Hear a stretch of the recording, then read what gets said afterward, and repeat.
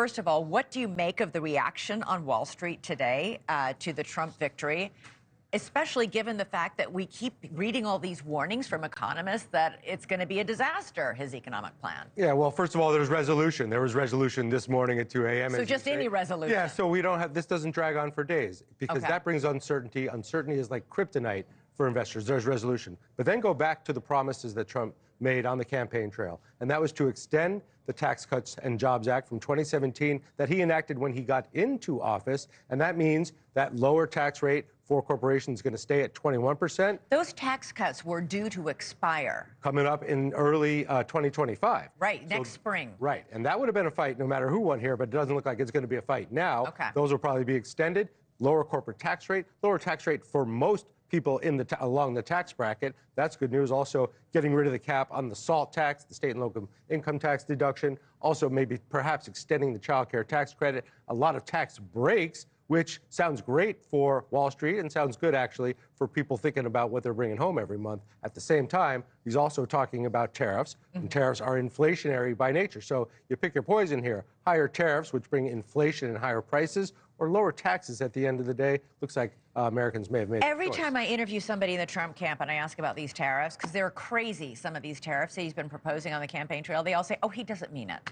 It's a bargaining stance. In other words, he'll use it as a threat to get other countries to do what he wants. Do you buy it? I don't, because he actually enacted lots of tariffs when he first came into office. And P.S., the Biden administration kept those and added some more. So tariffs, what's so wrong about, tariffs at the end of the day are inflationary. If you're talking about a 20% across-the-board tariff on all imports, think about the small businesses that are importing parts from all over the world to make whatever they're making to sell it to us, or the retailers that are importing and have to charge us higher prices because they're not going to bear that brunt. At the same time, they've been saying, well, lower tax rates will offset these tariffs. We'll see if that happens. Plus, they're going to do a lot more government spending on infrastructure, made in America things. Government spending means more money into the market, right? Lower taxes means companies take home more profit. All of that, really good news for public companies. That's why you saw the stock market reaction today. It's coming down a little bit as we look to tomorrow to after hours, but it was the biggest election day gain for the S&P 500 and a huge day for the Dow Jones Industrial. Yeah, I think people hear, I'm going to put a tariff on China and think, yeah, good, get the Chinese. And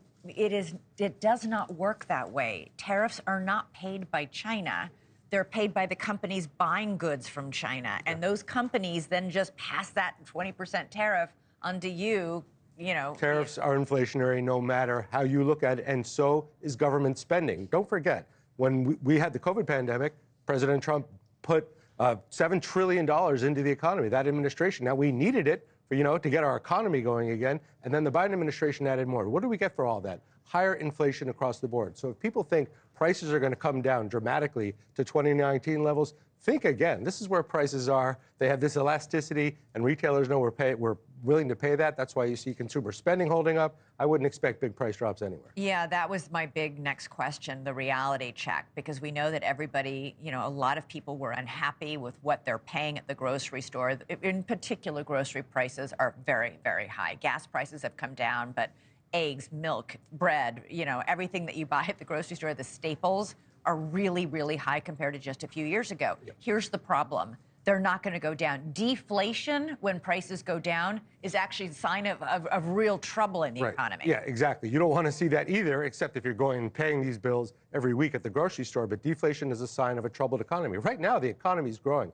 President Trump will inherit the White House and the U.S. economy in pretty good shape, growing at 2.8%, unemployment at 4.1%. Don't forget, he handed it off in a recession because of the COVID pandemic. So he's inheriting an economy that's doing well. The stock market, by the way, was already up 20% going into this election, which is very high for an election year. But now green light means go.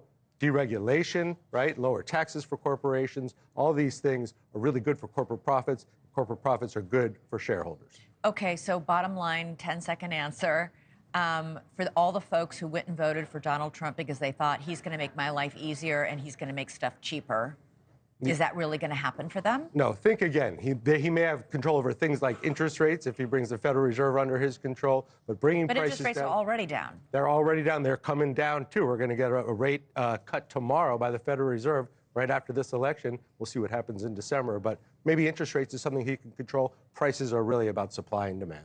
Thanks so much for watching. Go to joinnn.com to find NewsNation on your television provider. And don't forget to click the red subscribe button below to get more of NewsNation's fact-driven, unbiased coverage.